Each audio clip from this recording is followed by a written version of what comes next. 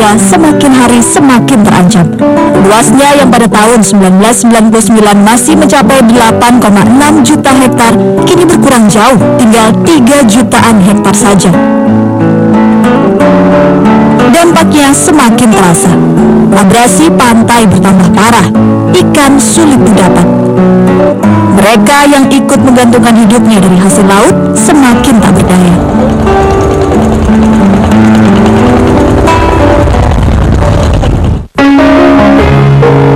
Salah satunya adalah Romlas, buruh lepas di tempat pembuatan ikan asin di ujung barat Desa Penunggul, Kecamatan Nguling, Kabupaten Pasuruan. Dulu, wanita berusia 45 tahun ini bekerja di pengolahan ikan teri. Pasokan ikan yang tak menentu membuat tempatnya bekerja itu terpaksa tutup. Sejak itulah, Romlas beralih menjadi buruh pembuatan ikan asin. Ibu udah berapa lama kerja di sini? 2 tahun. Sebelumnya kerja apa? Kerja itu meroses ikan teri di Penunggul ada, tapi sekarang nggak meroses. Jadi ya langsung cari kerjaan di sini. Kenapa Bu sampai harus kerja? Ya daripada nganggur Bu, kan soalnya nggak cukup buat belanja. Bapaknya kan kerjanya beda. Ya, penghasilan suami yang tak menentu memaksa Romlas bekerja setiap hari. Di bawah terik mentari yang menyengat tubuh, Romlas menata dan menjemur ikan. Semua Romlas lakukan demi membantu meringankan kebutuhan ekonomi keluarganya. Gaji di sini bisa memenuhi kebutuhan keluarga? Ya besarnya itu 50.000 keringnya, kadang 3 hari, kadang 2 hari. Tapi anak-anak bisa sekolah ya? Ya bisa, tapi SMP. Kalau SMA ya nggak bisa, soalnya itu gajinya nggak mencukupi itu. Romlas bersyukur anak-anaknya mau mengerti dengan kondisi mereka. Sayangnya, ada masalah lain yang membebani pikiran Romlas. Romlas khawatir dengan masa depan pekerjaannya. Pasokan ikan yang tak menentu membuatnya takut kehilangan mata pencaharian seperti dulu. Pasokan ikan sebagai bahan baku semakin sedikit saja, terlebih di musim paceklik seperti sekarang ini.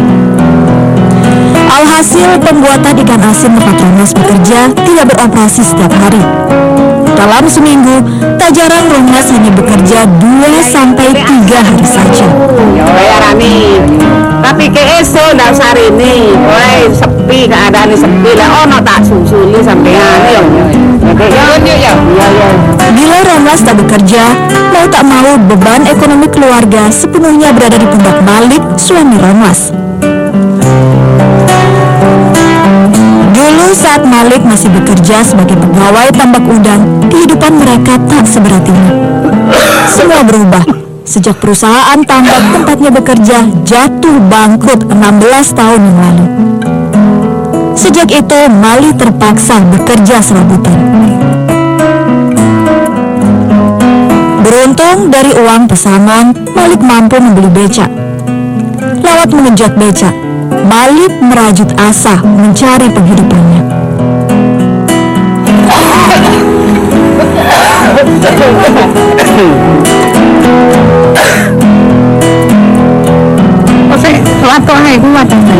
Kuat, akuntansi, ada penumpang.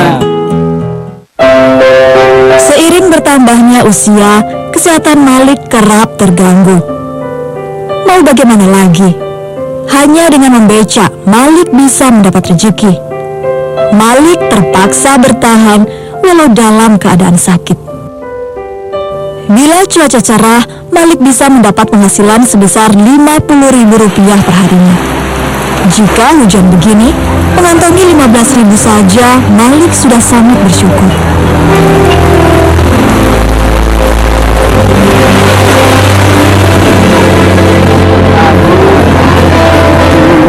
Jumlah tersebut tentu tak mencukupi kebutuhan keluarganya. Malik harus berpikir keras untuk bisa bertahan. Pekerjaan lain yang bisa dilakukannya adalah memburuh tani. Sayangnya pekerjaan itu tak selalu ada. Hanya bila musim tanam dan panen, Malik bisa bekerja.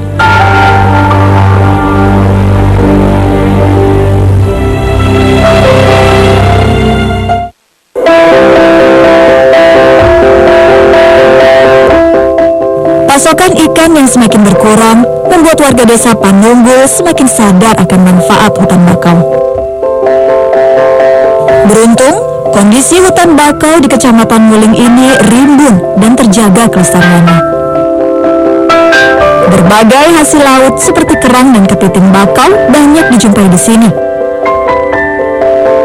Hal ini tentu saja menjadi sumber rezeki bagi warga desa seperti Son Haji yang menggantungkan hidupnya dengan mencari kepiting bakau. Setiap hari saat air laut pasang, Son Haji mulai memasang perangkap kepitingnya.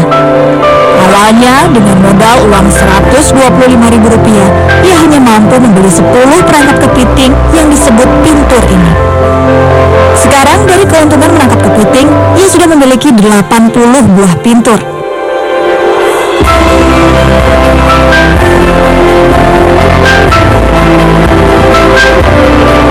Lagi apa ini, Mas? Lagi nunggu pintur nangkap kepiting. Saya kerja ikut nyari kepiting karena ada orang tetangga sebelah itu cari kepiting di mangrove ini.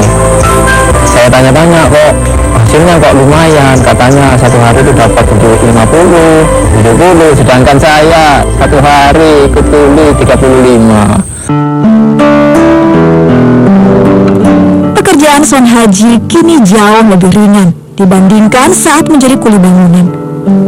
Setelah memasang perangkap kepiting, ia hanya tinggal menunggu air laut surut. Pintur-pintur lalu diperiksa dan dibawa pulang bersama kepiting tangkapannya.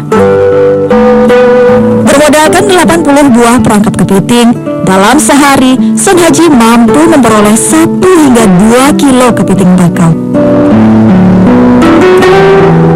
Kalau sehari, Mas, nangkap kepiting ini bisa dapat berapa? Awalnya 10 biji pintur alat itu 15 ribu gitu.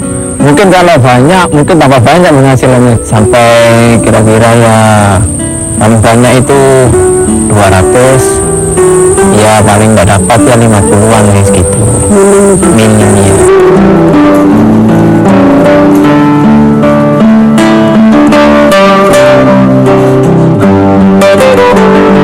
Setiba di rumah, Son Haji langsung mengikat kepiting-kepiting tangkapannya dengan seutas tali rafia.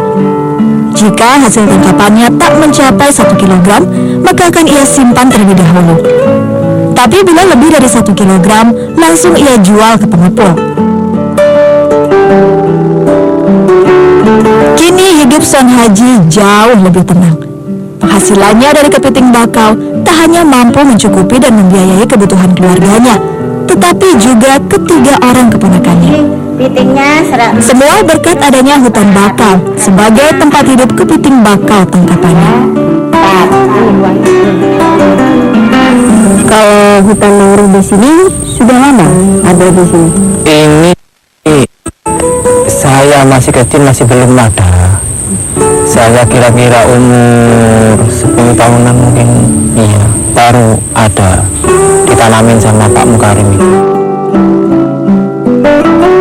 Sungguh sebuah kehidupan yang sejahtera bila saja manusia bisa menjaga dan melestarikan ekosistem mangrove seperti di desa Penunggul ini. Dan inilah Mukarim, sosok di balik pelestarian mangrove di desa Penunggul, Kecamatan Nguling, Kabupaten Pasuruan. Dari tangan pria berusia 65 tahun inilah, kini 100 hektar mangrove tumbuh dan terpelihara di sepanjang pesisir desa Penunggul.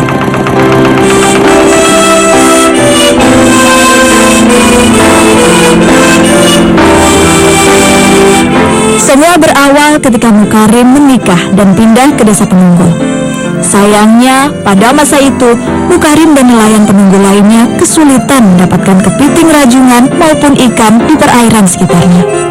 Terlebih kalau musim paceklik yang biasa berlangsung sekitar 5 hingga 6 bulan lamanya.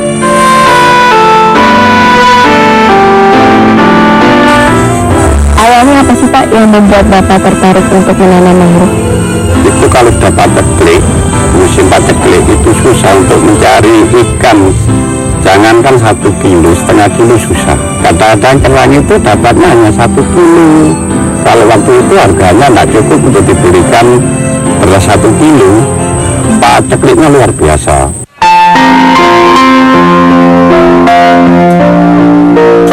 Ya, pada tahun 70 hingga 80-an, hidup di desa Penunggul ini tidaklah mudah. Tangkapan ikan hasil melaut sangat sedikit. Untuk mengganti biaya solar saja kadang tidak mencukupi. Bertahan hidup menjadi nelayan sangat berat dirasakan Mukarim. Ibu, oleh ibu. Ibu. Wis nggak apa-apa, pokoknya sing digawe mangan. Sing sabar ya Mas, bola lagi sok ben rezeki. Ya, musim bakar pisan, Bu.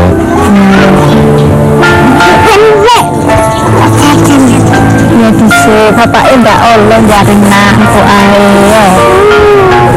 Empuk ae,